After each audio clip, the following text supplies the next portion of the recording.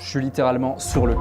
Rien n'arrive à la cheville de ce film. Rangez les pop-corns, prenez votre bloc-notes. Oubliez, vous en apprendrez bien plus avec la vérité cachée sur l'entrepreneuriat.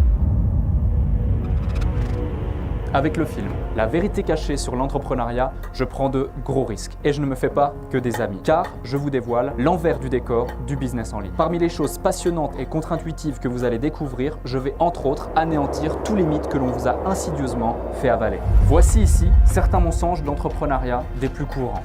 Créer une chaîne YouTube, mensonge. Lancer une chaîne de podcast, mensonge également. Utiliser le référencement organique quand on démarre. Mensonge. Utiliser à outrance la publicité payante, également mensonge. Créer des tunnels de vente, en veux-tu, en voilà, mensonge. Utiliser des chatbots pour communiquer avec son audience, mensonge. Et utiliser LinkedIn si vous faites du B2B. Devinez quoi?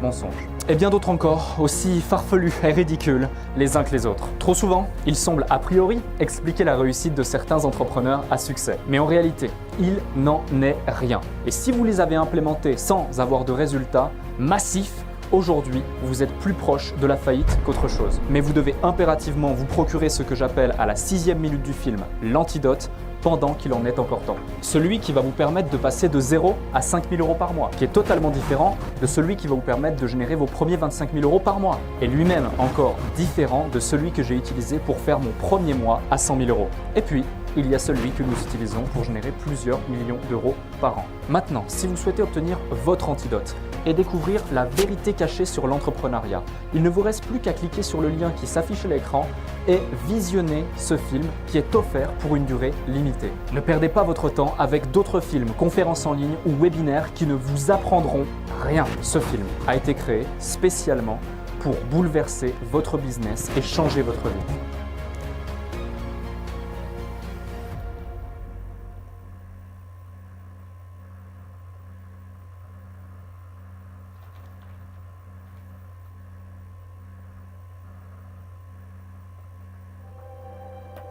Меня зовут Максим Александров.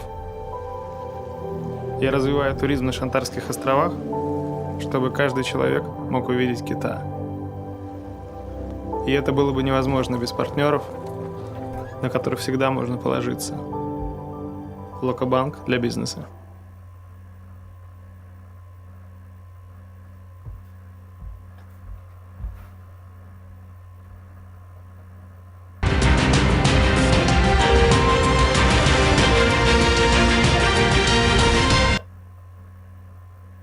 Вызывает много недовольства и среди пациентов, и среди врачей.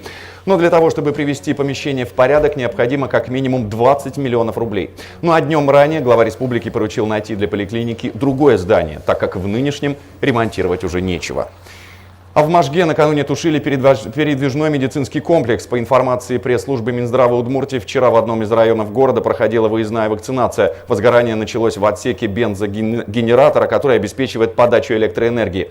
В этот момент пациентов в машине не было. Сотрудники успели вовремя покинуть машину. Заметил огонь и вызвал пожарных один из очевидцев. По прибытию происходило горение в задней части грузового автомобиля, в том месте, где установлен генераторный отсек. Площадь составила 1,5 квадратных метра. Для ликвидации последствий привлекались от МЧС России 2 единицы техники и 10 человек личного состава. Причина пожара будет устанавливаться. Этот медкомплекс работал с 2018 года. В результате пожара медицинское оборудование, которое находилось внутри машины, не пострадало.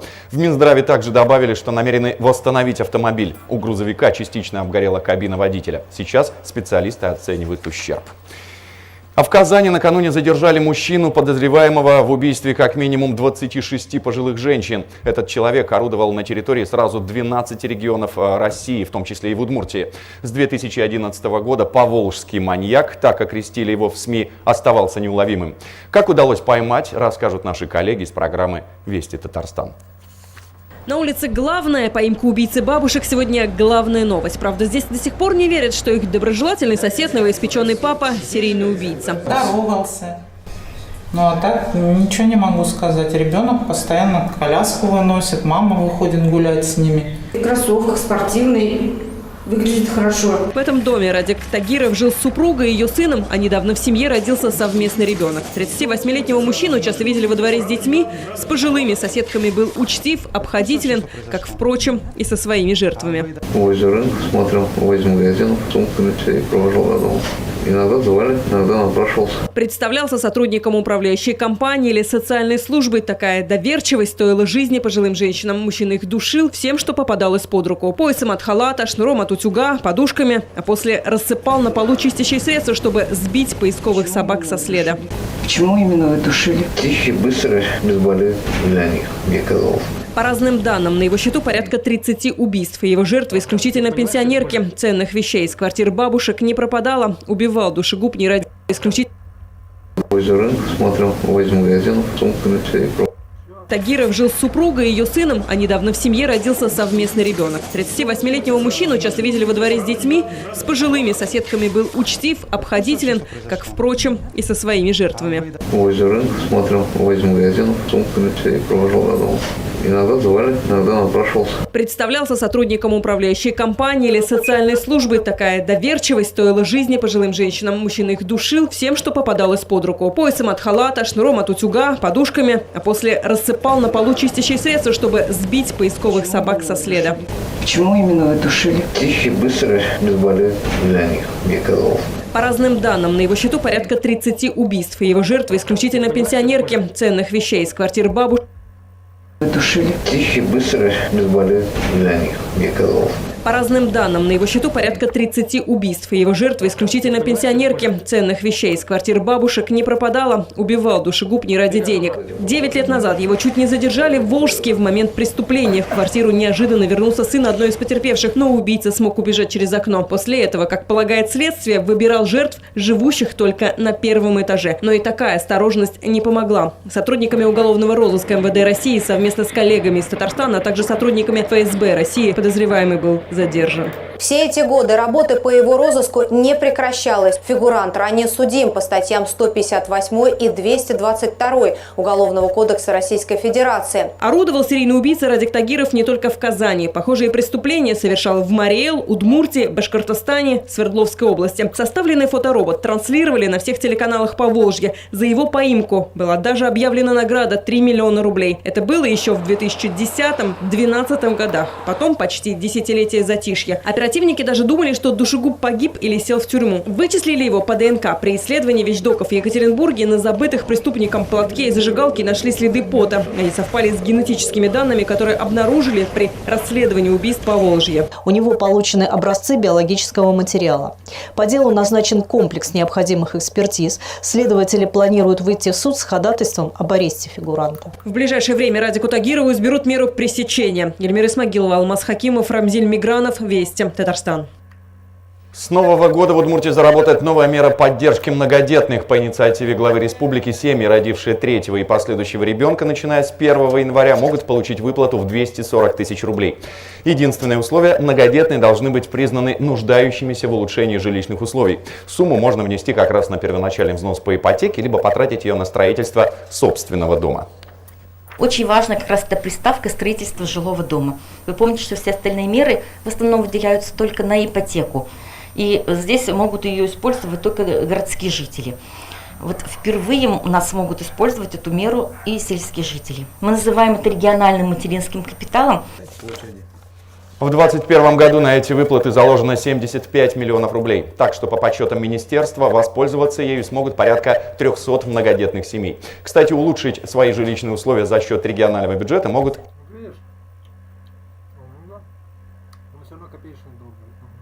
и пары, в которых появились тройни. В этом году таких семей пока только 3. Общая сумма выплат составила 5,5 миллионов рублей. В Ижевск вслед за другими городами России прибыли первые «Львята». 6 низкопольных трамваев, оборудованных по современным стандартам, планируют вывести на 10-й маршрут. Всего в столицу Удмуртии поступит 16 вагонов. Техника приобретается по федеральной программе. Один «Львенок» обойдется казне в 47 миллионов. Впрочем, обновление коснется не только трамваев, как сообщили сегодня в столичной администрации наши корреспонденты. Сейчас я играю с флуоресценцией. И могу уже вам продемонстрировать это все на экране. В лаборатории геномной инженерии все, что скрыто, теперь можно разглядеть детально. Микроорганизмы окрашивают в яркие цвета, а на стереоскопическом приборе их видно в 3D. В мастерской уверены, все это поможет в разработке эффективных препаратов. Например, таких, что сохраняют здоровье буренок и наполняют молочные реки. Анализируем, какой патоген вызвал как раз-таки появление мастита.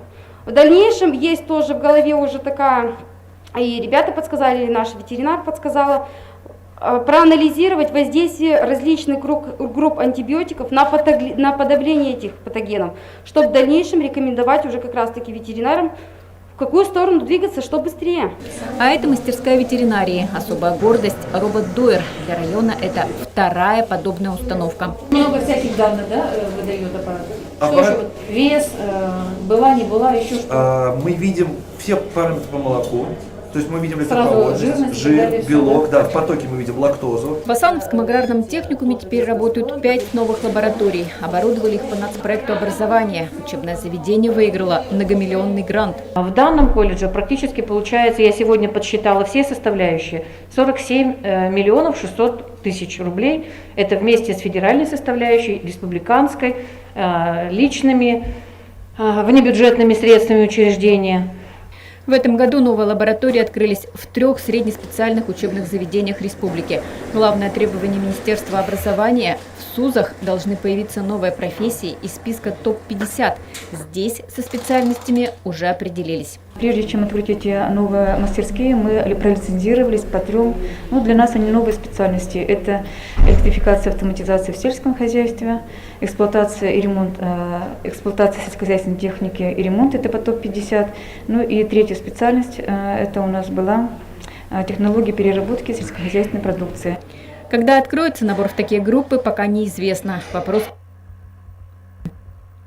хватило на полное обновление материально-технической базы по мировым стандартам WorldSkills.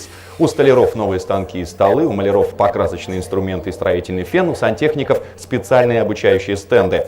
Уже в середине декабря именно на них студенты-строители будут сдавать промежуточные демо-экзамены. В середине декабря инструменты и строительный фен, у сантехников. Этот техникум, как и остальным строительным техникуме, теперь... Афанасьев, Вести, Удмуртия. В Ижевском строительном техникуме теперь тоже есть новые мастерские. Этот техникум, как и остальные, выиграл федеральный грант по национальному проекту образования. Средств хватило на полное обновление материально-технической базы по мировым стандартам WorldSkills. У столяров новые станки и столы, у маляров покрасочные инструменты и строительный фен, у сантехников специальные обучающие стенды. Уже в середине декабря именно на них студенты-строители будут сдавать промежуточные демо-экзамены. Мы должны почти 50% студентов-выпускников к 2024 году провести через демонстрационный экзамен. Это их дипломные работы. Конечно, это чемпионаты WorldSkills.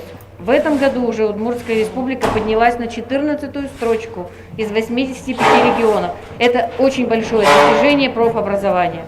И, конечно, надеемся на более высокие результаты. В следующем году новые лаборатории и кабинеты появятся еще в 2 колледжах: Ижевском, медицинском и социально-педагогическом. До 2024 года в Удмуртии должны заработать 500 современных мастерских. В Малопургинском районе накануне отметили День матери, пусть и позже, чем все. Зато теперь на одной из стен Пугачевского ДК появилась трогательная надпись с признанием в любви к самому близкому человеку. Над ее эскизом и оформлением трудились региональные активисты молодежки ОНФ и ученики старших классов сельской школы. Похожие граффити сейчас появляются по всей стране. Основная идея, говорят общественники, выразить чувство к матери через любимое дело. Рисуем такую надпись, которая олицетворяет любовь к своей маме в первую очередь и любовь к тому делу, чем мы занимаемся. То есть все равно ту любовь к нашему делу прививает наша мама. Поэтому мы таким образом признаемся в любви к маме и своему делу. Такие же акции накануне прошли в Пермском и Краснодарском крае Самарской области. Всего в ней приняли участие более 50 регионов России. Всего 500 экземпляров. В Удмуртии выпустили книгу о бабушках из Буранова. Автором стала бывшая администратор коллектива Мария Толстухина. Она объединила уникальные фотографии из личных архивов артисток, их и свои собственные воспоминания. Что получилось, увидела Людмила Спиридонова. Жили-были в одном Удмуртии.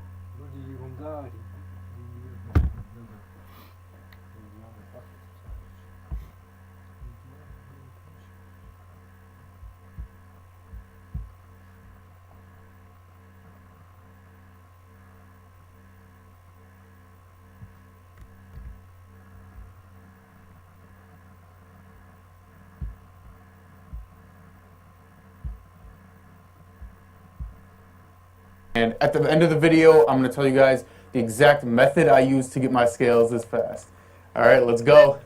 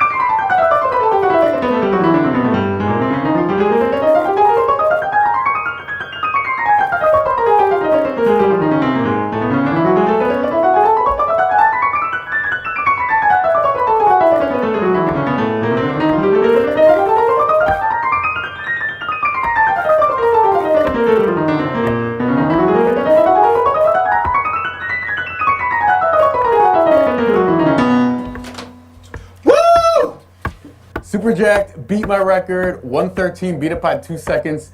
If you guys want to learn the exact method that I use to get my scales this fast, there's a bunch of like really simple steps to follow. There's a bunch of little, it's just like practice strategies. Like there's a quick thumb method, there's the over-under technique, there's the add-in note strategy, and basically like there's a training plan of 5 to 10 minutes a day you do before your piece, and every day you do a certain exercises, just like, you know, a workout plan. If you're trying to get buff, you do certain workout exercises. There's like a scale workout plan, and I wrote an ebook on it that's up on Amazon. It's $2.99, so if you guys want to get it, and if you get it in the next month,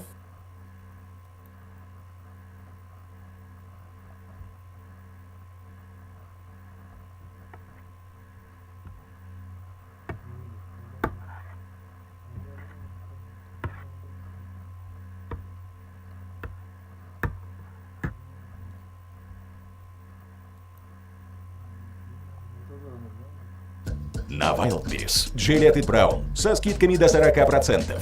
Создавая образы с Браун 7 серии, которые адаптируются контуром лица. Используй жилет Fusion Pro Glide для идеально гладкого бритья.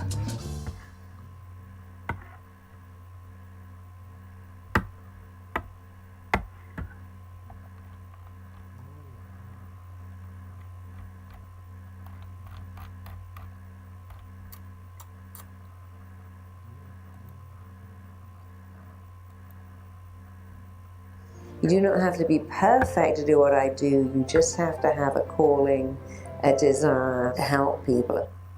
What's up, guys? I'm Zach Evans, and today I'm going to teach you guys how to develop left and right hand independence. A lot of you guys have been emailing me that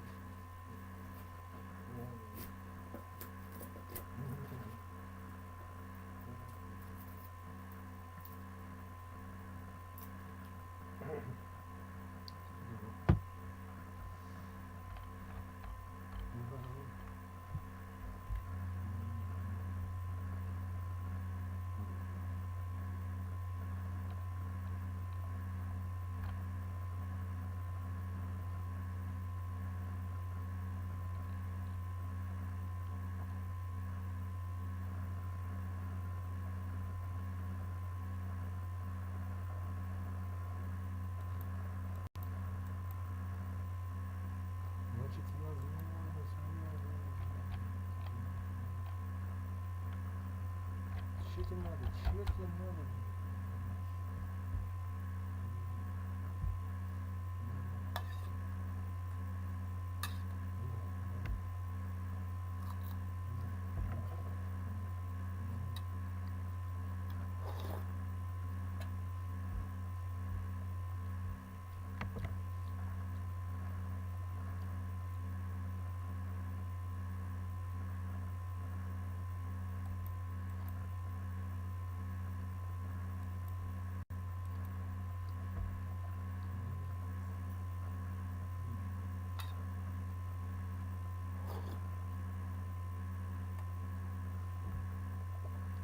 לא עוד סרטון, זה החיים שלי, של טובי. ואם אנשים יתעלמו מזה, אז אני פשוט לא אוכל לחיות. אני אשאר ככה. שלום, אני טובי ואני בת 12. זה התחיל לפני שנה שהתחיל לכאוב לי הרגל. ובהמשך זה גם עבר לי לכאבי בטן. אני רק בת 12 ואני מרגישה לפעמים...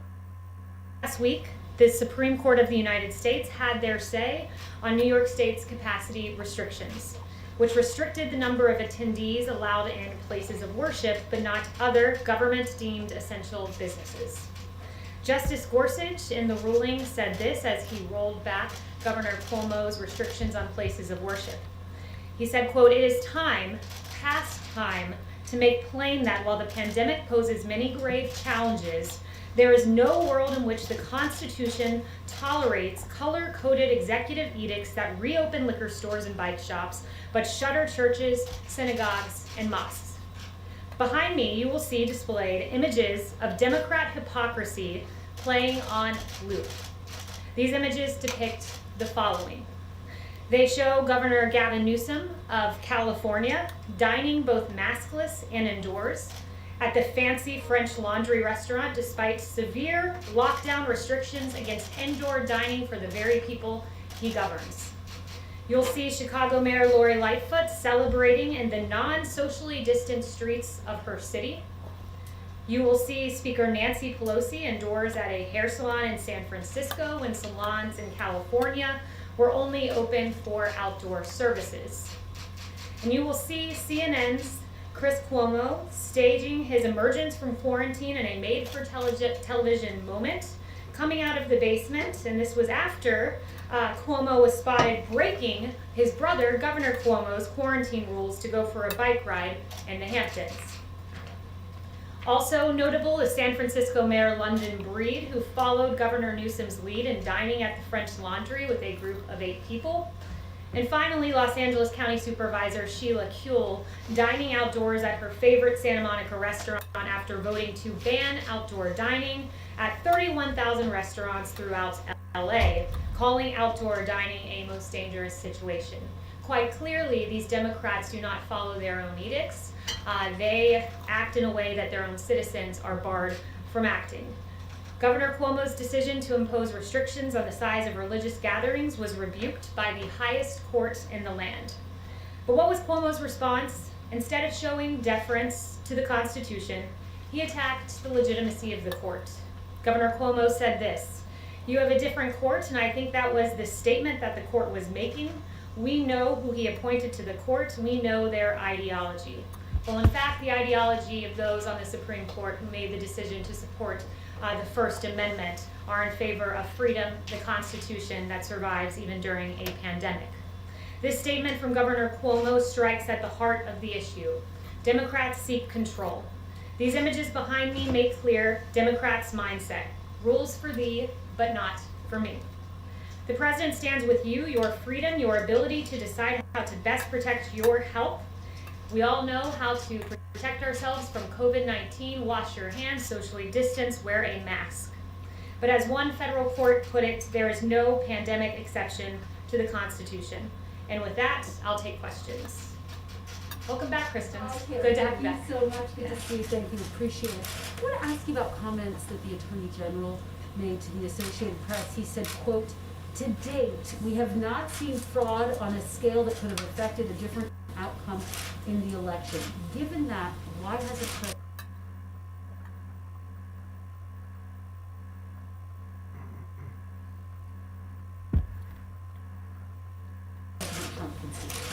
So first, he went on to say this. It was in an AP interview where he made that initial comment, but in that same AP interview, he went on to say that he thinks a lot of people are confusing the use of the federal criminal justice system with allegations that should be made in civil lawsuits. And he discerned the fact that, he said, quote, there's a growing tendency to use the criminal justice system as sort of a default fix-all, and the campaign's litigation is all civil litigation, which is apart from something that the DOJ would be involved in. Follow up with you on that of more than 40 cases that have been brought by the president's legal team. The majority have been denied or dismissed. The election results have been certified in all of the battleground states. Does the president still think he has a path to win? The president has said that he believes all legal votes should be counted and all illegal votes should not be counted, and in fact the campaign is pursuing that litigation. I can't get into the details of that litigation here, but they still do have active cases in Nevada and Wisconsin. But how did he overturn the results when they've already been certified in these battleground states? Again, the president is just looking for every legal vote to be counted, and I will leave it to the campaign to pursue their end. Does he have faith in Attorney General Bill Barr? Does he still have confidence in Bill Barr? The president, if he has any personnel announcements, will be the first to know it. We'll go for Janet. Hi, thank you. Two questions. Has the president then spoken to Attorney General Bill Barr since these comments came out yesterday? I'm not aware if they've spoken. I know the Attorney General was here yesterday for a pre-planned meeting with the Chief of Staff, and they discussed an array of issues, but I'm not aware if the President has spoken to him directly. And is the President considering any preemptive pardons to any of these kids? Has he talking to Attorney Giuliani about this? I've heard no mention of any pardons in any conversations I've had in the White House other than the pardon of Lieutenant General Michael Flynn, a 3-star general who I've discussed from this podium before, who had his life ruined. He was a valiant hero who served his country both on the battlefield and then came to work in government. And what happened to him was there was an FBI note that said they wanted to get Lieutenant General Michael Flynn to lie. There then was a criminal leak of his identity and a phone call he had. He was told no lawyers were needed in the discussion the FBI was having with him.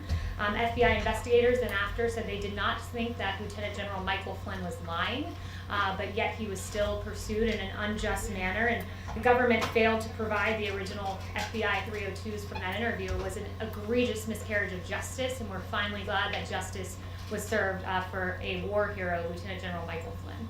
David.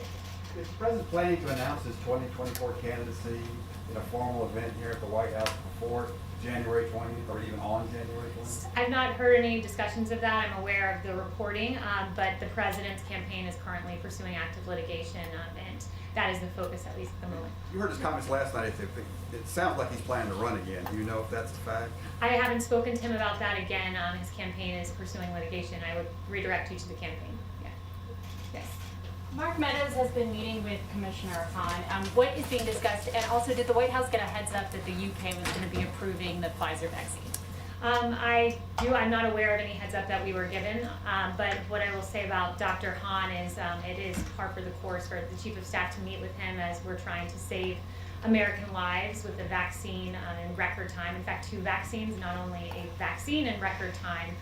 You heard Moncef Slaoui say a vaccine normally takes anywhere from 4 years to 25 years. He said that in an interview last week, and this was in 10 months. It's remarkable progress, but we still want to make sure that it comes as fast, as expeditiously, but as safely as possible, because we know that each day that passes, there are more American lives at stake. So we want to make sure it comes out as quickly as the data allows it to, and we will have 40 million doses by the end of the year, which is a tremendous achievement, not just to have gotten a vaccine in this time, but to have produced 40 million in advance. It's having a businessman as president. It's the Trump vaccine.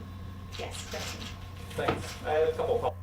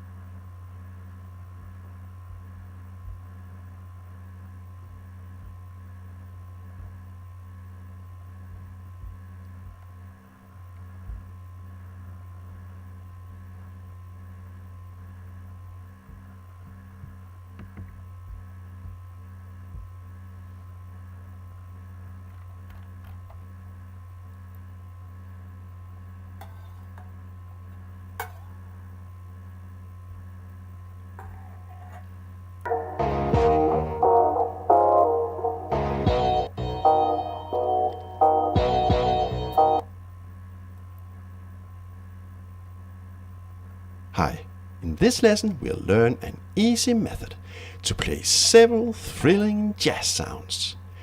We'll use the melodic minor modes. But for a start, we'll not think about scale.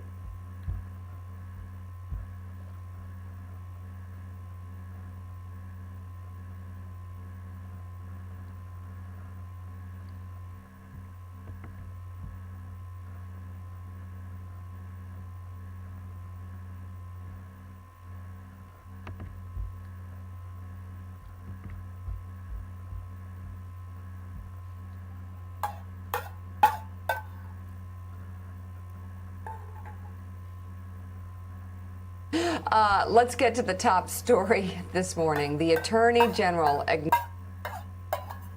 acknowledged something that has been clear for weeks. There was no real voter fraud in this election. Bill Barr, in a rare...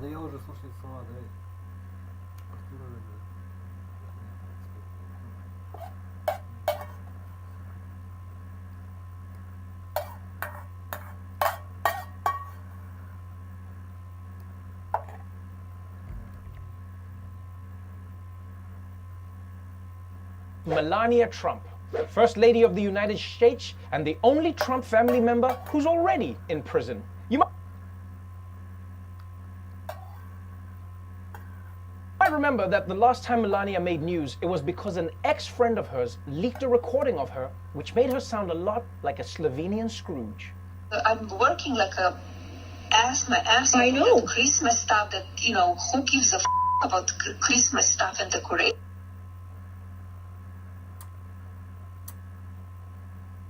But I need to do it, right?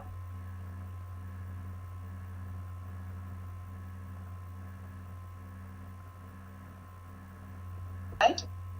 Okay, I think we can all agree that is not a good look, especially in America. The only decorations Americans love more than Christmas are those candles that smell like desserts and those bowls of dry flowers that look like a snack.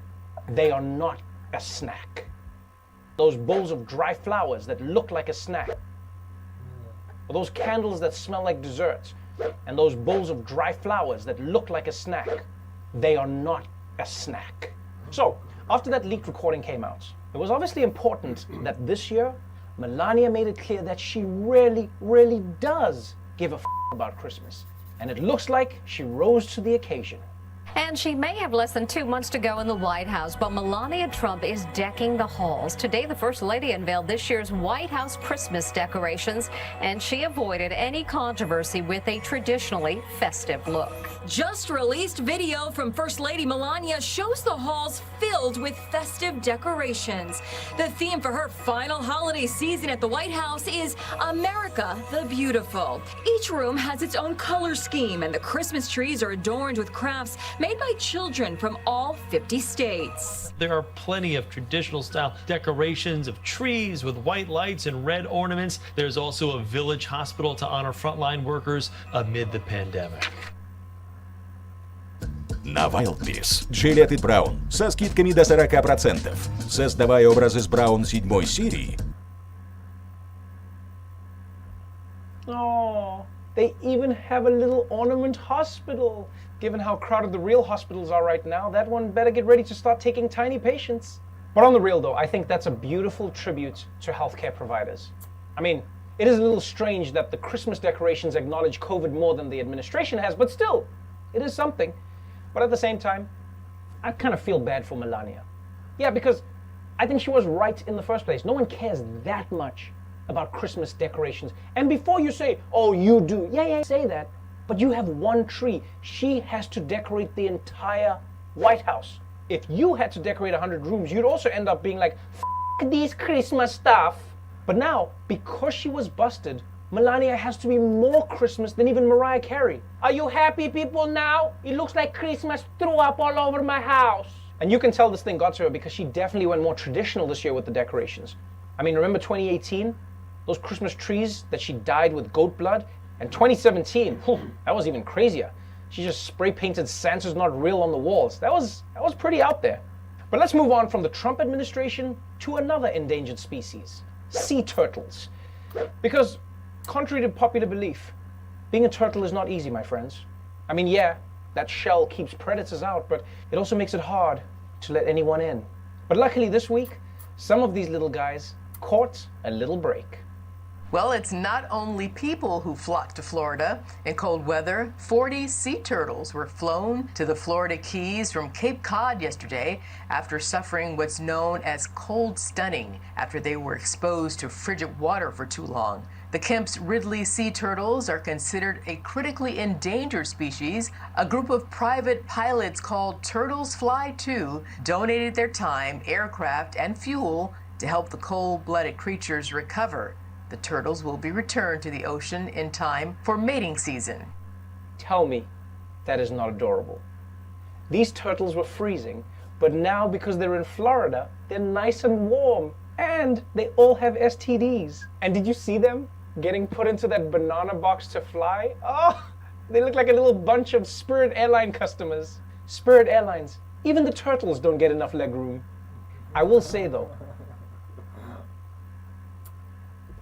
the Spirit Airlines, even the turtles don't get enough leg room. I will say though, this whole flying them somewhere else is going to make a lot of other animals jealous. There was probably a duck migrating that looked in the plane like, oh hell no, I gotta fly myself? In fact, I'm a little jealous.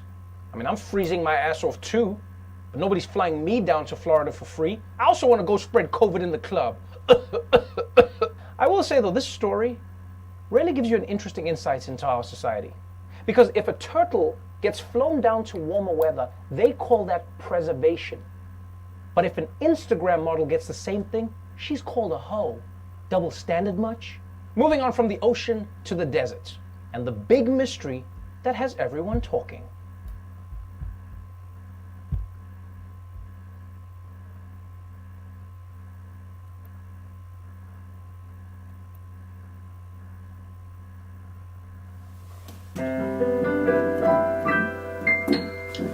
Okay, this week I'm going to look at an exercise you can use if you're just beginning to get into cocktail piano. Now, I've talked about cocktail a couple of times in the past, and every time I do I get loads of comments from people saying, you know, more cocktail piano, we really like it, which is cool, because I really like cocktail piano as well. Some people are a bit sniffy about it, a bit down about it, you know, they call it elevator music and Muzak and all the rest.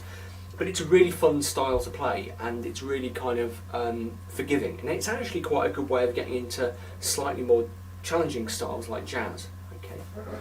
So if you're not sure what cocktail is, then you should look at the earlier videos I've done, because I kind of talk about it there, and I don't want to repeat myself, so I'll include some links. In this video today, I'm going to look at an exercise that helps to develop two really basic skills for cocktail piano. The first one of those is getting confident with using a very large area in the right hand sort of region of the piano. Yeah, that's because cocktail does a lot of jumping and running and that kind of thing, and you're often using very high notes and very low notes at the same time. So it's really important that you've got a good confident command of the whole of this stretch of the piano. Yeah. The other thing the exercise helps you do is develop your confidence with extended chords, particularly sevenths and ninths, which give cocktail its very distinctive sound. Yeah. Okay, the foundation of the exercise is very simple. It's a really straightforward chord sequence, which I've used before. It's just 4 chords: C, A minor, F, and F over G. Yeah, I'm using F over G instead of a straight G chord because the whole point of cocktail piano is it's cool and chilled out and laid back, and a straight G chord to bring us back to the C would be, you know, too kind of neat and tidy, too kind of obvious. So instead we're using that chilled out F over G as the dominant chord, yeah, to bring us back to C. If you're a bit shaky on the basics of harmony, if you're not sure what I mean by when I use a term like dominant, check out my playlist of videos on really basic harmony, okay? Because I'm going to assume that you know at least the basics of harmony when I'm talking about this today, because yeah, again, I kind of don't want to repeat myself, so I'll include a link to that playlist. So, just to repeat that chord sequence: C, A minor, F, and F over G. All we're doing in the left for today is playing single root notes. Yeah, don't want to do anything complicated down there, so just C, A, F, G. So if you're still learning your chords, just get confident with that sequence for a few times before we start the exercise. Okay, stage one of the exercise is to do this.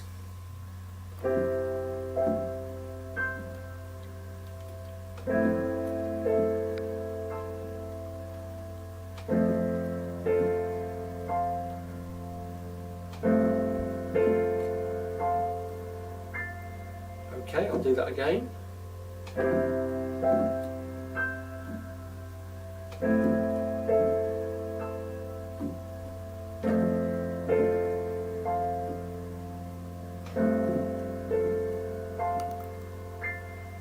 So as you can see, all I'm doing is playing the simple left hand and the chords, but instead of playing each chord once, I'm going up an octave and up an octave, and a couple of times up an octave more. Yeah. Okay, I'm probably just going out of shot there. Don't worry, you're not missing anything important.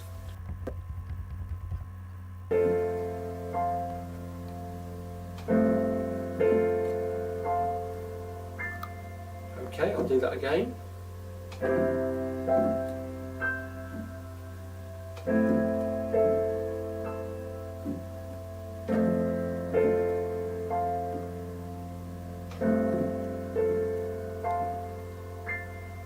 So as you can see, all I'm doing is playing the simple left hand and the chords, but instead of playing each chord once, I'm going up an octave and up an octave, and a couple of times up an octave more. Yeah. Okay, I'm probably just going out of shot there. Don't worry, you're not missing anything important.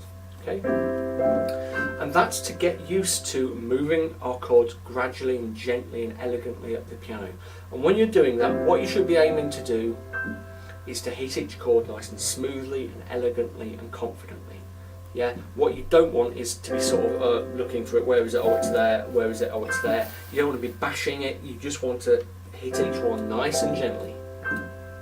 Okay. Until it's kind of second nature. And I'm not remotely worrying here about anything like rhythm or beat or whatever, because the whole point about lounge music, cocktail music, is that it's kind of chilled out. You can really pull the rhythm of songs around. So we're not worrying about that kind of thing. So we don't have a strict beat to keep to. We can just play these chords in a nice kind of chilled out way. Okay, so that's stage one. And if you find that a little bit tricky at first, just play it lots and lots of times until you're there. Okay. Right. Stage two, we're going to extend the chord. So instead of playing basic triads, we're going to play seventh chords like this. C major 7, A minor 7, F major 7, F major 7 over a G. You can probably hear we're beginning to develop that very sort of quintessential cocktail style there, very sort of chilled out sounds. C major 7, A minor 7, F major 7, F major 7 over G, and then just do exactly the same thing you did last time.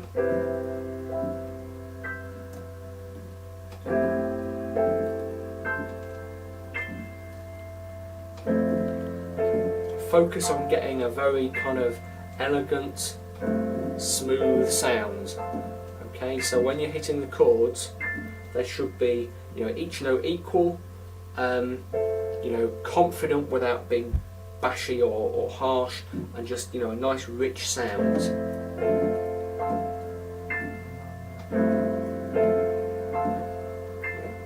And again, do it again and again and again until you're really confident landing on those 4 notes. Okay, so that's stage 2. Stage 3, we're going to extend the chords again, this time to ninths. So that was C major 7, that's C major 9. Yeah? A minor 9 rather, F major 9, and and then we do the F major 9 over G. If 7th and 9th and all that kind of thing are really new to you and you just find you're copying me rather than working them out from scratch, I have videos on 7th and 9th chords. Dig back in my timeline, they're some of the very earliest videos I made. There were kind of too many to link here, but if you go right the way back in my YouTube listing, you will find 7th and 9th and things explained. They're also explained in my book, which I'll talk about at the end of the video, as usual. Okay, so the tricky thing about 9ths played in those configurations is it's difficult to play one with one hand. Yeah.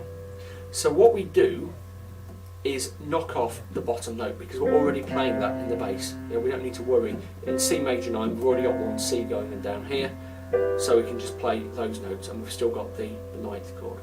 Yeah. So C major 9, A minor 9, F major 9, F major 9 over G, and just do exactly the same thing. You can really hear that rich cocktail kind of sound now.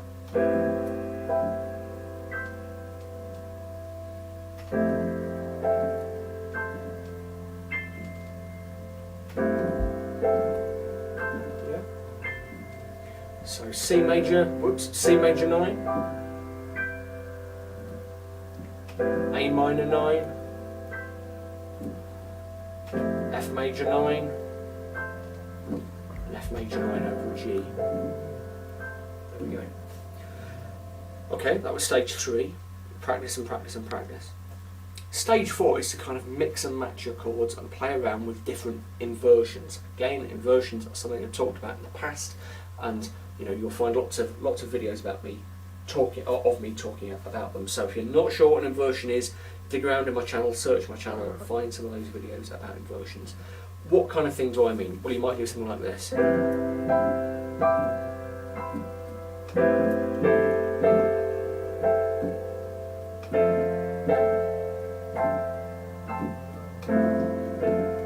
Yeah, and just play around and play in different configurations.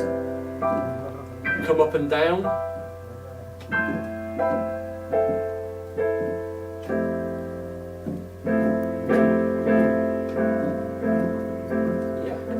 Generally sort of muck around. If you're getting really adventurous, you can begin to arpeggiate the chords.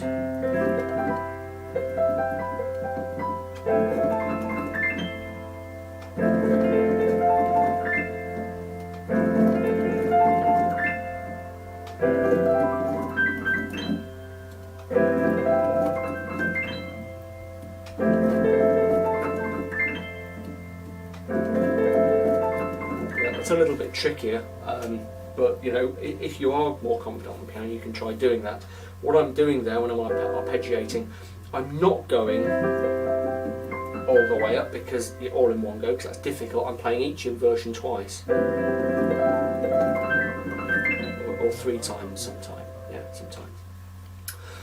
Okay, so there we are. Very final stage. Do it in different keys. Work out the sequence in different keys. Say an E flat.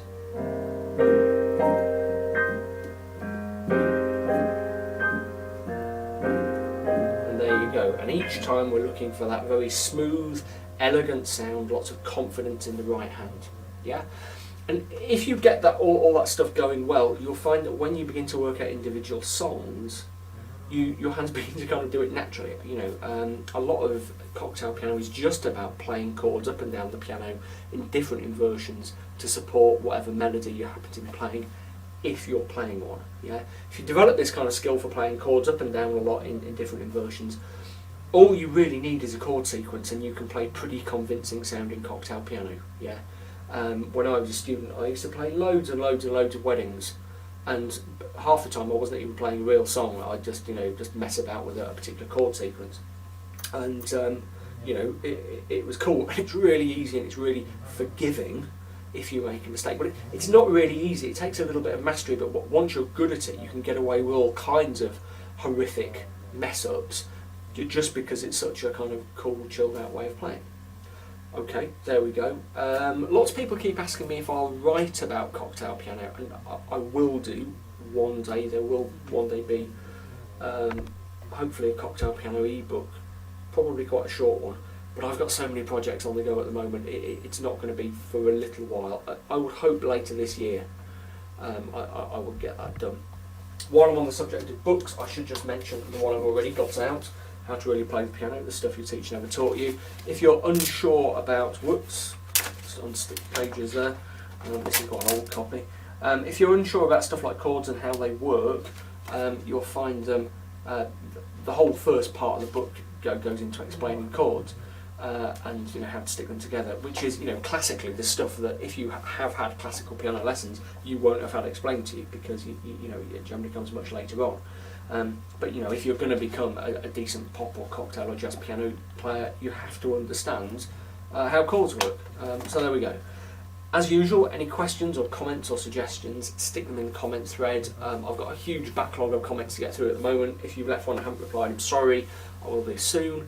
I'm about to go on holiday for a few days, middle of this week. So if you email me and I don't get a reply for a while, that's why.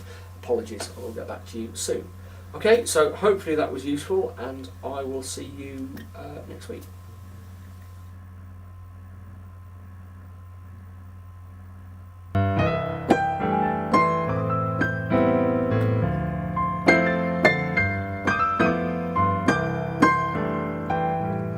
What's up guys, Johnny May coming at you with a quick 1-minute tip, and today I want to talk about 3 exercises that you can use to practice cocktail jazz piano. Now when it comes to cocktail jazz piano, oftentimes students will learn the basic chords in the left hand and then a basic scale in the right hand, and then they're just basically told, well hey, just make up some lines with this scale. But in order to make up lines, you need to know how to practice creating lines, and so that's the idea behind this lesson. I'll be teaching you 3 amazing exercises that will help you create more interesting lines when you're improvising in the cocktail jazz style. So let's go ahead and dive in.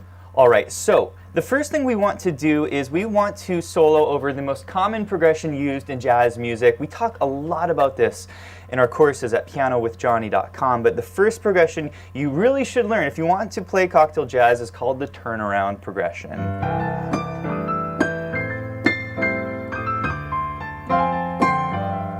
Okay. It's not only a great progression to listen to, but it's also used on lots of different songs. So when you start playing jazz standards from lead sheets, you'll be able to just jump into the solo comfortably. Alright, I basically put together 2 ways that you can play this, one for beginner jazz students and one for more intermediate jazz students. The first is called beginner shells, and basically here's the idea, is we're going to take our 4 chords in the turnaround and we're going to play this very simple root to chord in our left hand, just using 3 notes. It's really, really simple. Okay, go ahead and play this with me. First chord is C major 7, C up to E and the B. Okay, this is the 3rd and the 7th of a C major 7 chord. Okay, and this is what I call the stride ballad pattern. Basically, it's a root chord pattern. All right. Next chord is an A minor 7. We're going to grab this A root below, G and C on the right hand, really nice. This is the 3rd and the 7th of the chord. These are called chord shells. If you want to do a deeper dive on this topic, we have courses on chord shells. A D minor 7 is going to be here. D up to F and a C, that's the 3rd and 7th, and then the G is going to be F and B, the 3rd and the 7th of the chord. Okay.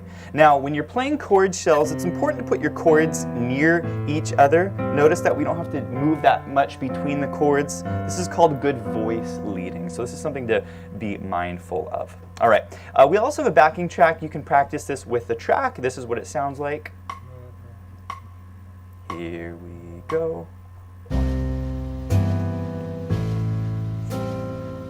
Really, really nice if you kind of want to practice playing with a bass player, a little drummer, and just kind of lock in that feel. Okay, really, really nice. By the way, the backing track is downloadable at pianowithjohnny.com, and the sheet music you're seeing on the screen is also downloadable. Plus, you can change the key with a couple, basically 1 click. You can put it in any one of the 12 keys. I'll put a link to that below. I do want to move you on to the intermediate advanced approach. If you have some experience playing jazz, you want to play more interesting chords, and I want to teach you these beautiful rootless voicings. Okay, so the rootless voicing, C chord is played like this. Okay, this is called a C6-9 chord, okay, and there's no root in the chord. It's a really nice way of playing a C major chord if you want to play jazz. Okay? A minor chord is the next chord. We're going to play it like this. This is called a B voicing. There's no root in the chord, there's no A, but you add a really colorful note, the 9, which is quite nice. Okay. Next chord is called the D minor 9 chord. Okay, there's no root, but we have a 9 in the chord. Really, really nice. 3, 5, 7, and 9. And then the final voicing is called a G7, but we're adding some notes to this. We're adding a 9th and a 13 to the chord. Okay, these are called rootless voicings. If you want to learn more about these, you can check it out, deep dive on the concept at pianowithjohnny.com. But this is a really nice way, again, of kind of laying down a nice foundation for when you are improvising in the cocktail jazz style. Okay, again, you can play with the backing track. Go ahead and try playing along with me, and then we're going to dive into the 3 exercises in the right hand. Okay, here we go. 2, and here it is. A minor, D minor 7, G7, okay? Really nice. You can add little swing notes, little 5-1. See that in my left hand? 5-1. Basically, before each chord or before each root, you can go to the 5 and then to the 1, and that's a really nice way of playing it. You can also change your bass notes to be lower or higher. If you want to go for a really low bass note, that's fine. Generally, I recommend to students to stay in this chord range from E to E if you want to play bass notes. This is a great bass range. By the way, if you guys are enjoying this lesson, please give it a thumbs up. And if you're new to the channel here, hit that subscribe button for more videos just like this. Now, I want to get to the most exciting part of this lesson. This is called the gospel scale. This is a scale I use a ton. We have tons of courses on this topic, and this is probably one of the most universal scales that you can use if you want to play basic or improvise over virtually any style. Okay, here's how the gospel scale goes. This is also called the major blues scale, in case you were wondering, but I like to call it the gospel scale. Is a great term there. Okay, here's how the gospel scale goes. That's your gospel scale. Okay, the notes here are C, D, D sharp, E, G, and A. Okay? From this point, if I want to continue the scale, I go back to my thumb on C, and I just play this up the piano. Okay, make sure your thumb hits the E, and thumb is always on the C. Okay? You can practice this up the piano, you can practice this down the piano, thumb on the E, cross over finger 3 to the E flat, and then finger 3 to the A. Okay, that's going to be the key going down, is your finger 3 crossing over. Okay, before you get to the exercises, I would just familiarize yourself with this scale, kind of come up the piano like this, and just get comfortable and try to build some speed, looking for those cross over points and the cross under points. Okay, you just play on your own and just get comfortable with the notes. You want to see these notes light up. Okay, now let's get into exercise number 1. This is a simple exercise. If you're more of a beginner in jazz, this is an 8th note exercise. And you know, when you're improvising cocktail jazz, guess what type of note you're playing the most often? It's an 8th note, okay? Sounds like this.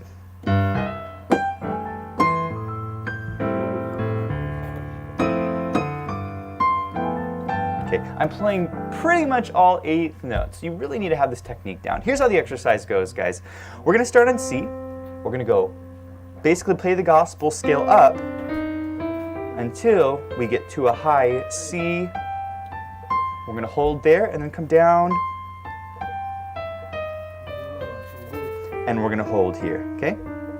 That's it. It's a very, very simple exercise. And what it's doing is it's helping you practice using all of the notes of the piano while you're playing the accompaniment, okay? So once you have the scale, you have that 8th note.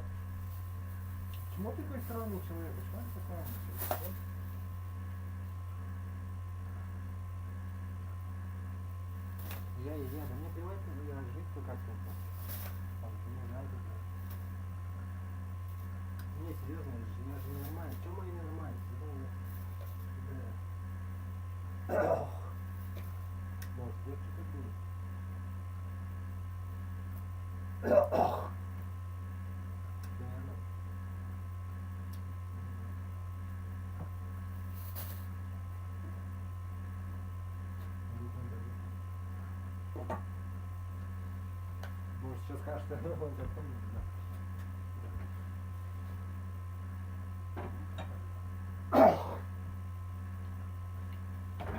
Ну, кстати, да. Может, да, каждый по-своему психотипе, да. Как свои девятки.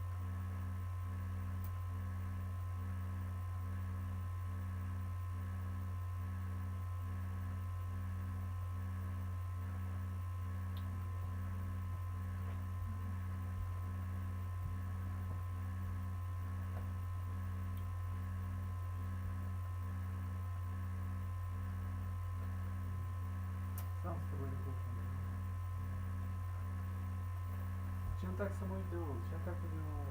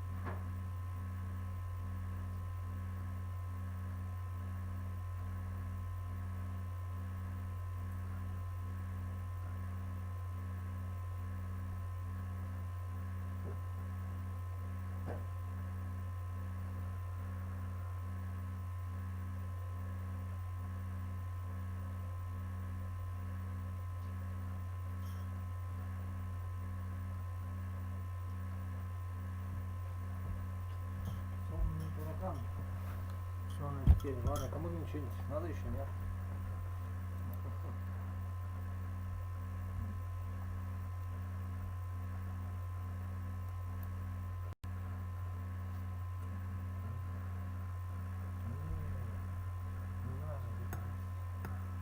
Типа нет.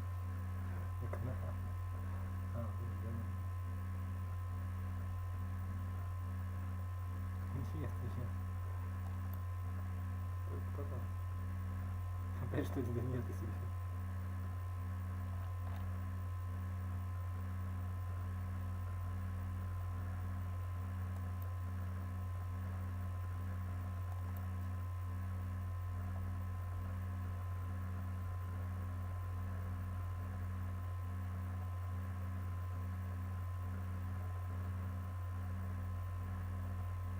Зачем? Буду здесь.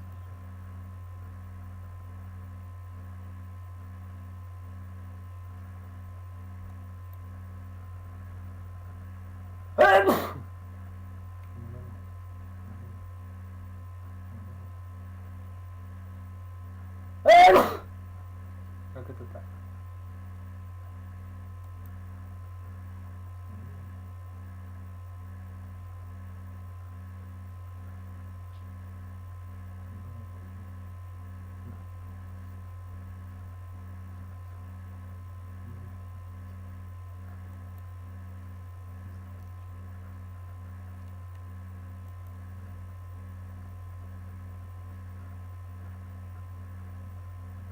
Более глубоко.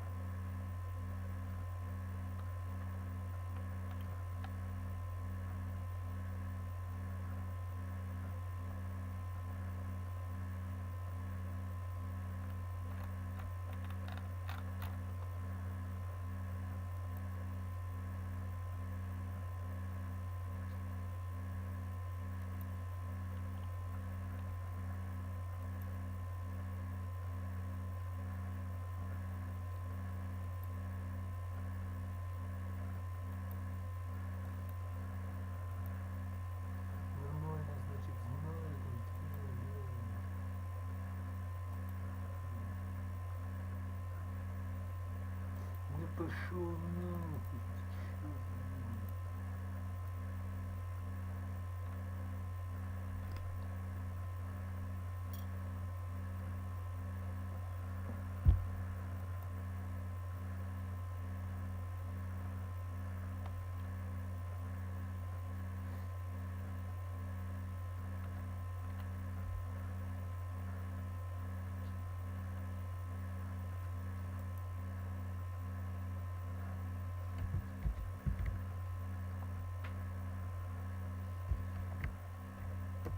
Policy things, but first I just wanted to go back to what you said about personnel. Right before the election in a rally, the president suggested that he might fire Dr. Fauci after the vote had happened. And so I was wondering if you could comment on what Dr. Fauci's status is and if you have any. Yeah, I've heard no discussions of that. Dr. Fauci is still hard at work on the task force. And then there were two things that the president mentioned as policy goals that would happen before the election that we haven't seen any sort of obvious progress on, so I wanted to check in on those. The first is the $200 Medicare prescription drug card that was supposed to happen before the election. It seems to have sort of vanished, so I was wondering if you could give an update on Let me follow up with the chief of staff on that. I haven't heard any current discussions about it, but I will follow up. And then he had also promised an immigration order, an executive order on immigration that would protect dreamers. Again, he promised that before the election. Do you have any He put forth many different immigration packages on HB1 visas and others to protect American workers. I'll circle back, but there were many iterations of immigration news prior to the election. Is that work progressing at this point, or have you sort of thrown in the towel? I think right now the focus is making sure that there's stimulus relief for Americans who are hurting right now. So that is the current active policy priority that we are working on moment by moment, along with COVID. Yes. Kaylee, as demonstrated by the large red ribbon out here in the White House, yesterday was World AIDS Day. The president issued his proclamation yesterday, but consistent with his previous three proclamations, omitted any reference to LGBTQ people, even though they bear the brunt of HIV/AIDS. The president included a reference to racial and ethnic minorities, so why not LGBTQ people?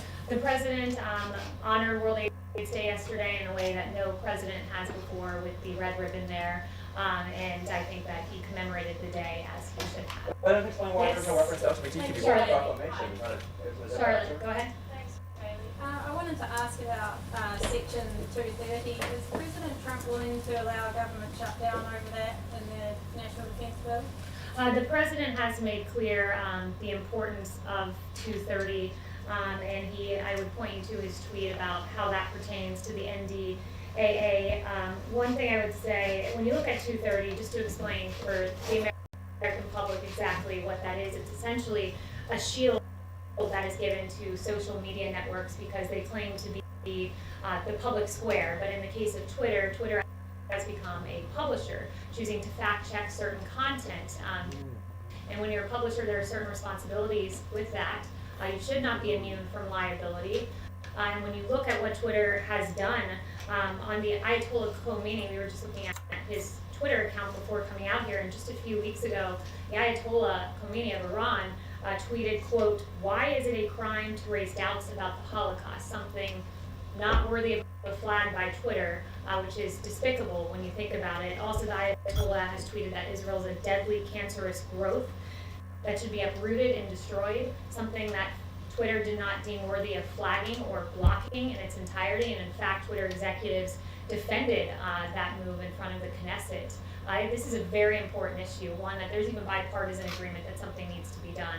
So the president will be unashamed in fighting against that kind of vitriol that we see and very hateful language that Twitter is publishing. Thank you, Kaylee. Just one more question about Section 230.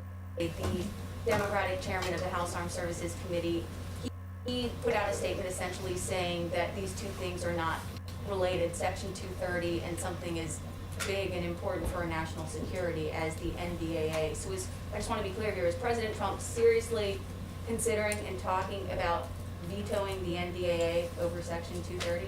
Yes, the president is serious about it, and I noted, when you have other world leaders that are making calls for genocide and Twitter not finding that worthy of flagging or blocking. Beyond that, you look at China, who's putting out disinformation. China tweeted out, I believe it was 6 days ago, I think it was November 25th, that COVID-19 did not originate in Wuhan, something that was not deemed worthy of flagging by Twitter. There are real grave concerns here, and the president stands by that.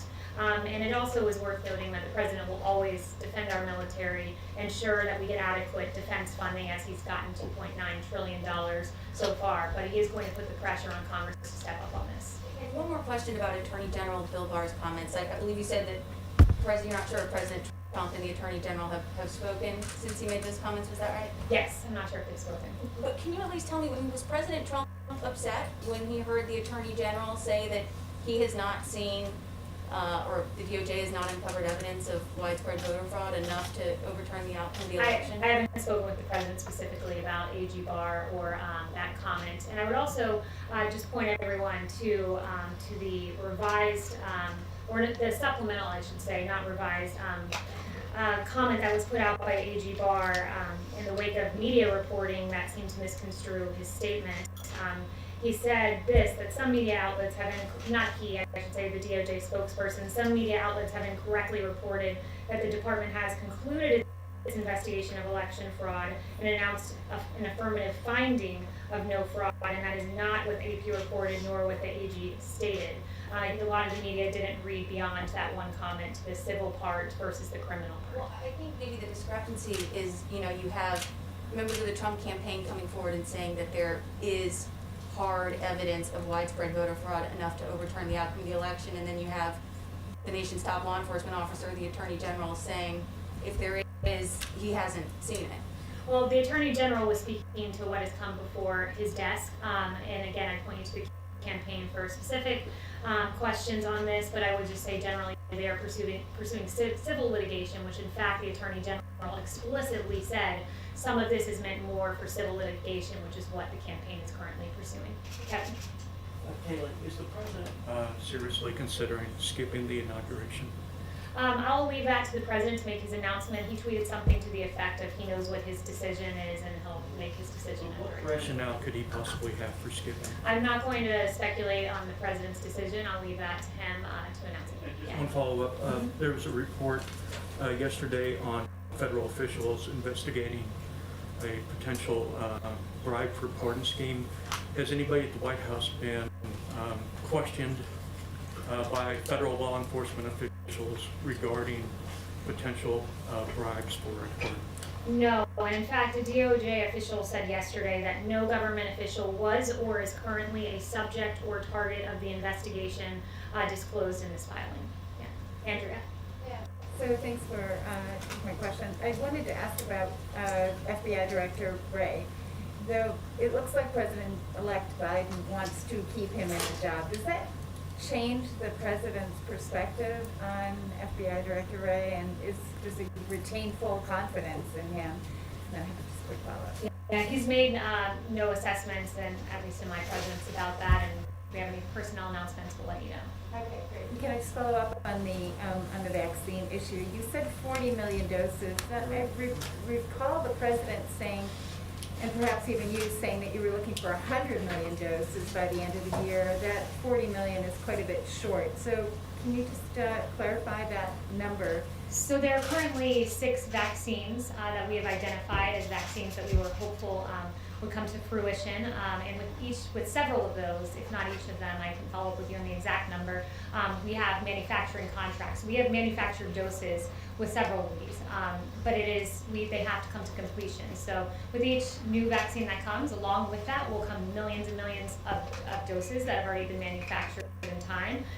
But currently, of the 4 vaccines in phase 3 clinical trial, Moderna, Pfizer, AstraZeneca, and Janssen, 2 of those have gotten to the point of applying for an EUA. So really, it's incumbent on the manufacturer and those going through the phase 3 clinical trial to get that data to us, and then it's manufactured and ready to go. So the moment someone else gets to a 94% effectiveness rate or whatever the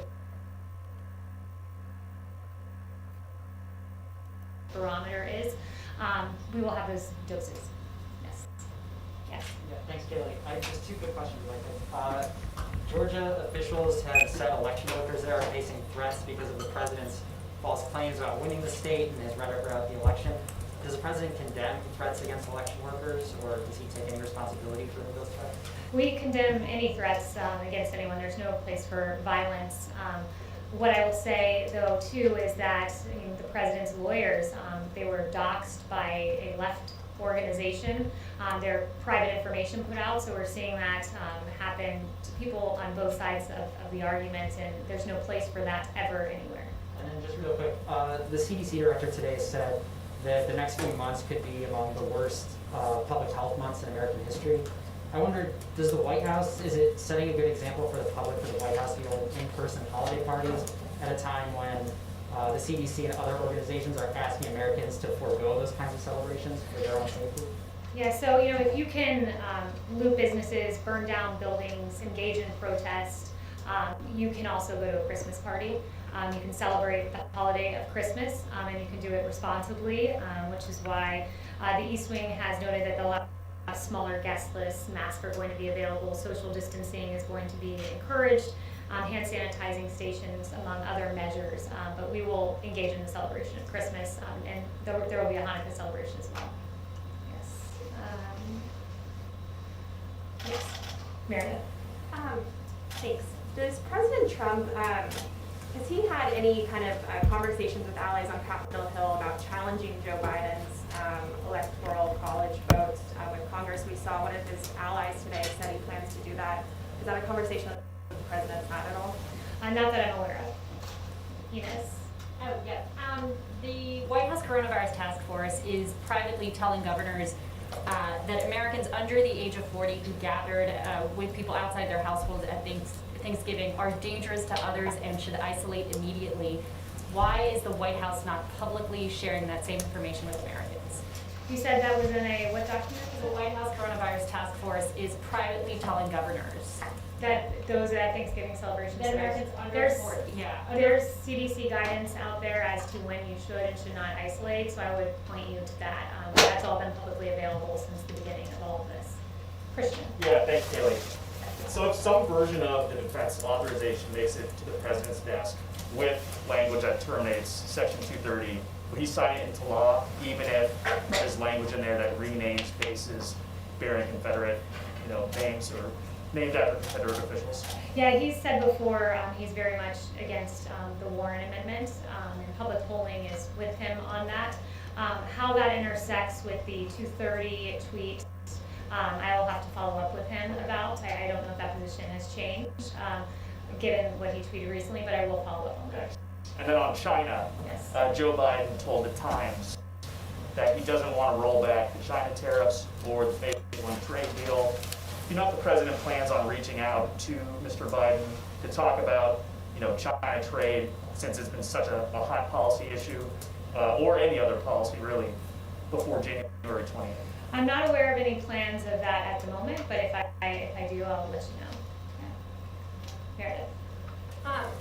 You gave some examples of, lawmakers who've been talking about COVID, but I am curious, where has President Trump been in offering public leadership on this topic of the coronavirus, especially as we've seen cases surge? We haven't seen the president make any sort of public comments or even tweets about this surge in cases. So I'm curious what sort of examples you have.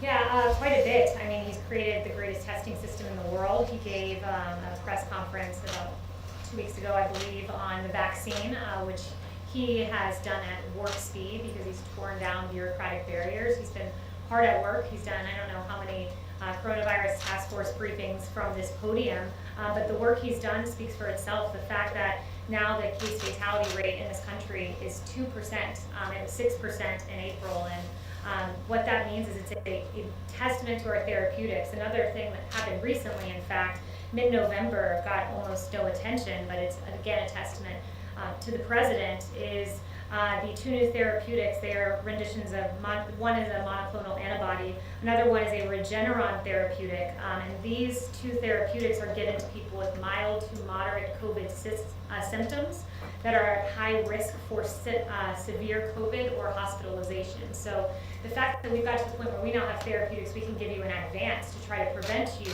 from going to a hospital, and we've sent out 169,000 vials of one and 36,000 vials of another just in a few weeks. He's hard at work at this with the task force behind the scenes. And when we talk about his public leadership, just on COVID generally, I think it's a fitting time, given your question, to note Dr. Fauci now says that we should keep the schools open. He said that this Sunday. This is something the president has said for months. It caused me to go back to July and look at one of my briefing books from July 16th, 2020. And what I found in there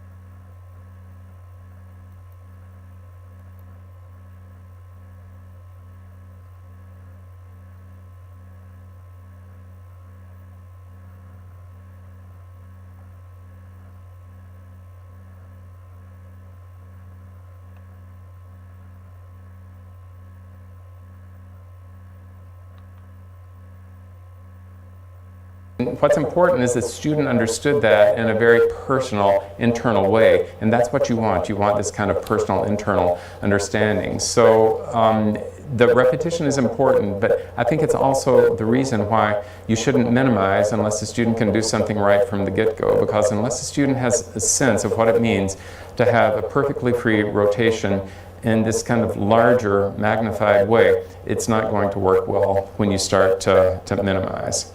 So what does minimization mean? Taubman once said that rotation is really the internal adjustment of the forearm in the direction of motion.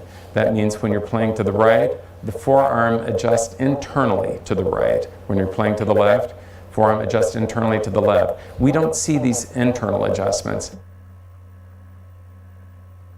but we can feel the result of them. So when we're looking at the process of minimization, we're looking to internalize the feelings that one has gained through this process of rotational training.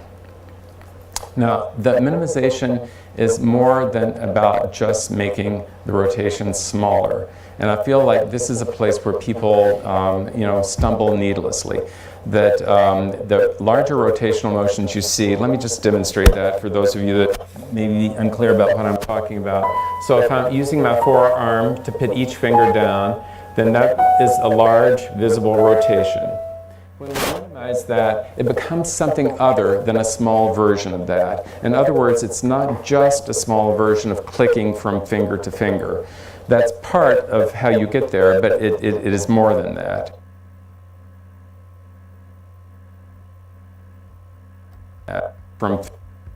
So if I'm stumble needless, smaller, and I feel the process of rotational training, the internal adjustments, but we can feel the result of them. So when we're looking at the process of minimization, we're looking to internalize the feelings that one has gained through this process of rotational training. Now, the minimization is more than about just making the rotation smaller. And I feel like this is a place where people stumble needlessly. That the larger rotational motions you see, let me just demonstrate that for those of you that may be unclear about what I'm talking about. So if I'm using my forearm to put each finger down, then that is a large visible rotation. When we minimize that, it becomes something other than a small version of that. In other words, it's not just a small version of clicking from finger to finger. That's part of it's not just that, it becomes something other than a small version of that. In other words, it's not just a small version of clicking from finger to finger. That's part of how you get there, but it is more than that.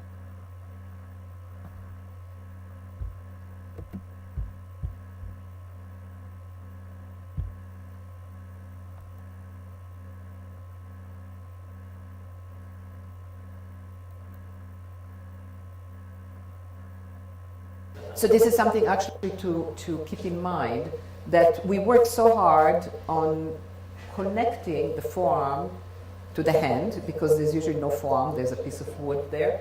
that doesn't give. So we work very, very hard, and we leave the fingers out of it for a little bit. That's the process with people who come from playing fingers alone, you know, all the isolated fingers. So sometimes it goes, and it goes up to a certain point, and then you have to awaken the fingers a little bit, sometimes not. Because when you're turning, and everything is turning together, very often it just kind of brings the finger motion with it, but sometimes it doesn't. I didn't do it with him, with other fingers. I'm very careful to go, and we all are, you know, when we're in this process, to understand that when we introduce something, it can always go a little bit too much. So I just work with him. The other fingers seem to be. Я себя чувствую еще своим голубым грифом. Голубым чувствую, голубым. Себе он так нет, на меня. Здорово, рано знает. Себе.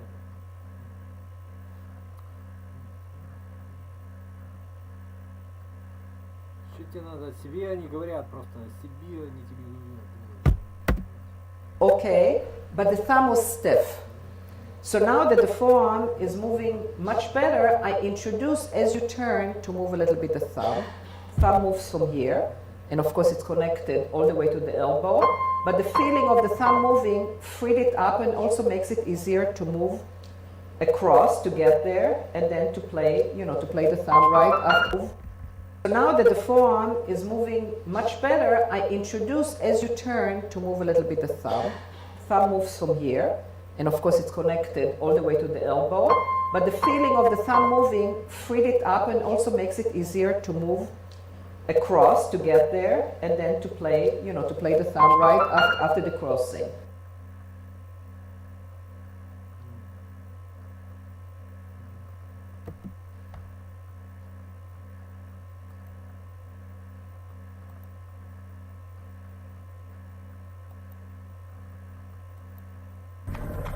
Il faisait nuit noire et nous étions allés nous promener.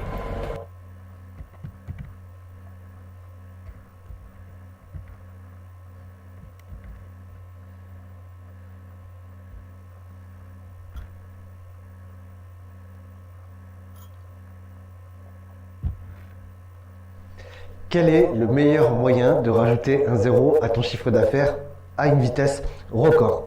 Je te propose de bénéficier. Hi, in this lesson we'll learn an easy method to play notes. But for a start, we'll not think about scales and theory at all. Instead, we'll start out being very practical and we'll learn to play right away. Before we get into it, let me demonstrate the jazzy sound we can make when mastering this lesson.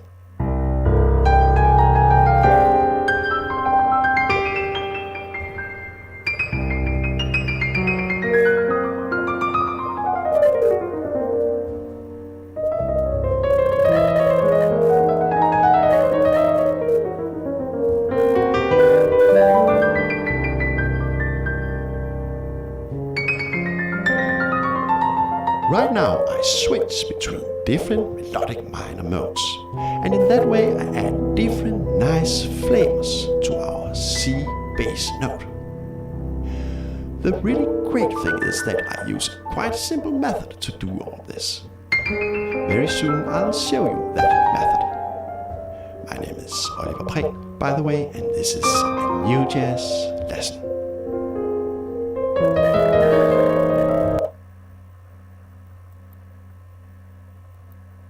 Feel 1 and 2 and 3 and 4 and 1. Okay, by the way, these are swung eighth notes. Don't play them straight. 1 and 2 and 3. No, it's swung. 1 and 2 and 3. Okay, once you got that, you can add that left hand in, and here's how it comes together.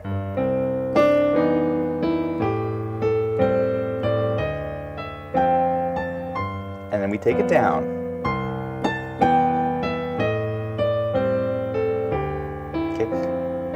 I'm using some simple chord shells in my left hand. You can also use the more advanced voicing.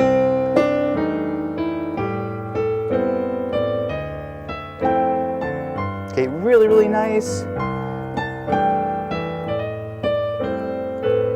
Okay. You may have heard me do a little slide there. We're going to talk about slides here in a minute, but you want to be really, really comfortable with this eighth note scale. Once you can do up and down the piano, then try to make up some little lines using eighth notes. Here's how I might improvise over this.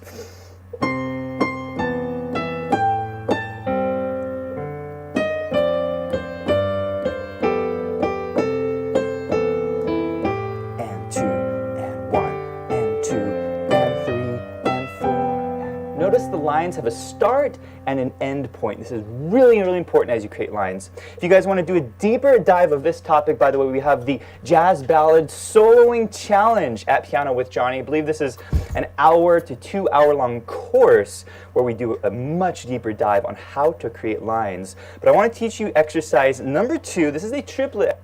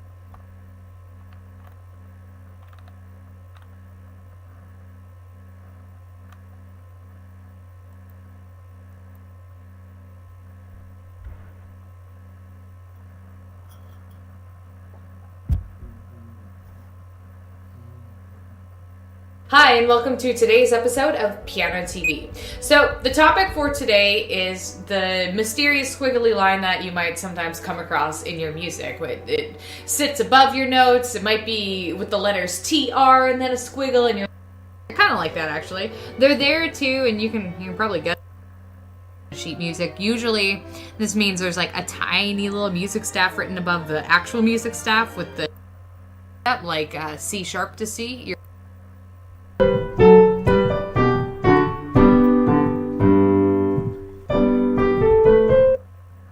Всем привет, это Денис Шевченко из Первого Лада. Сейчас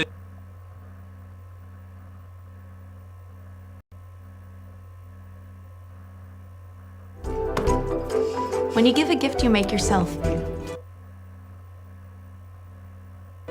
it can be anything. Custom and personalized and the perfect fit.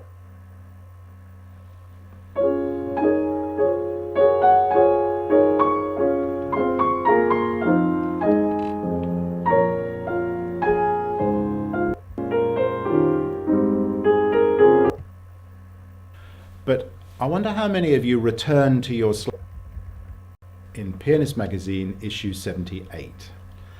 Now, I think we all know the value of slow practicing. We appreciate that we need to practice slowly when we're starting to learn a piece because we simply can't play it at speed.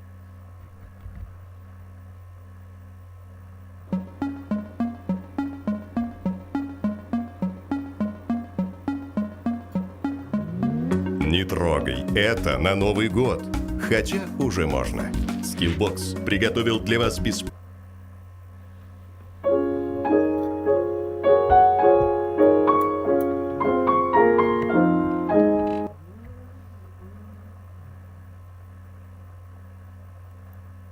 Exercise. Here's the sound of triplets.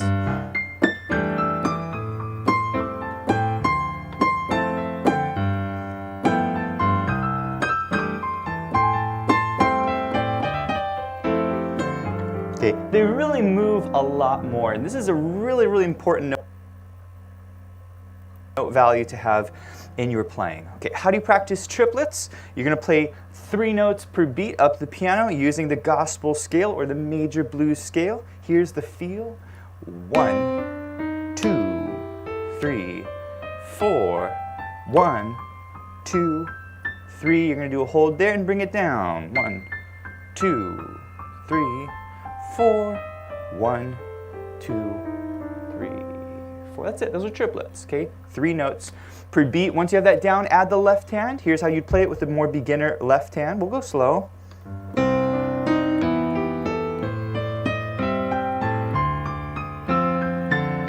Okay, and down.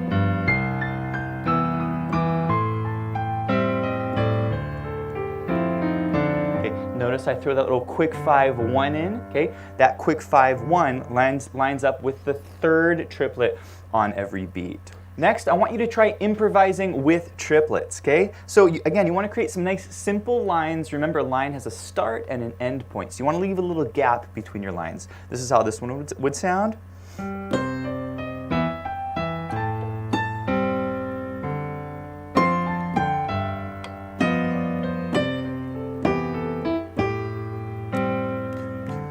Triplet, triplet, triplet. Okay, and you can mix this with your 8th notes. Guys, I want to teach you the final exercise. This is an exercise that uses slides. Okay, now when I play this style, I love to slide notes.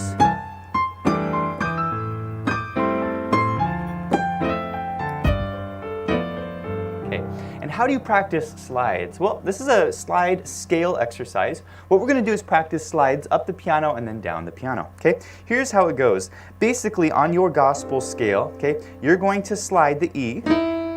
I like to use 1 finger for my slide. And then you can slide the A. Okay, and you can just play these up the piano, E and A. Okay, now what you want to do is play the scale using slides up the piano. And here's how I do it. I slide the E with 2, thumb on the G, slide the A with 2, thumb on the C, slide the E with 2, thumb on the G, and you play this all the way up. With a hold on E, and then we bring it down.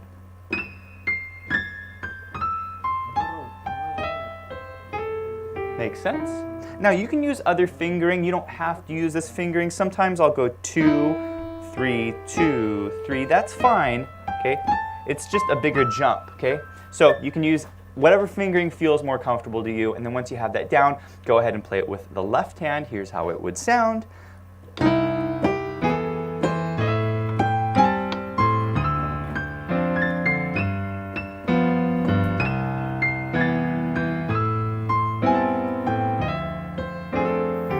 Okay, and then you can go ahead and play with the backing track, and this time try improvising with it. Okay, here we go. 2, here we go.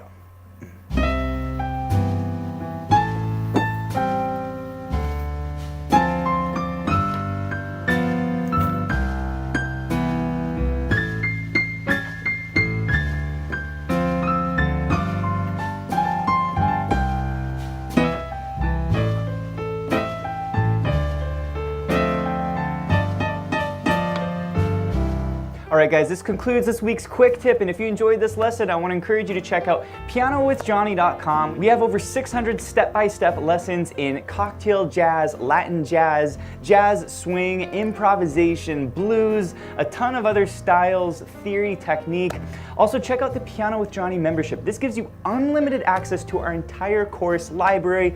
Plus, you get to be part of our live monthly events, including our live workshop lessons, our live Q&As, where you can ask me your questions, our student assessments, where you can send me a video of your playing, and I'll give you personalized feedback. We do weekly challenges for our members, and we have an amazing community. So go check out pianowithjohnny.com, and I'll see you guys in the next lesson.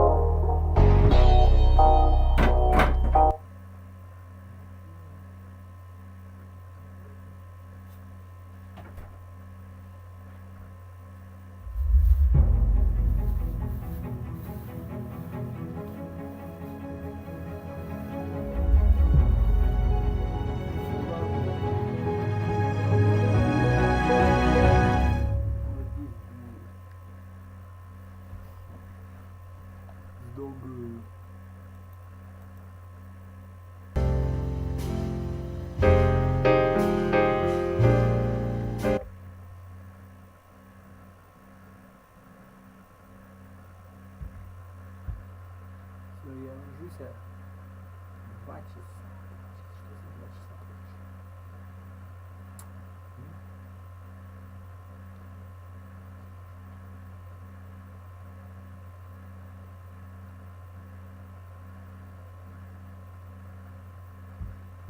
Как это так? 97 500. Что ты делаешь?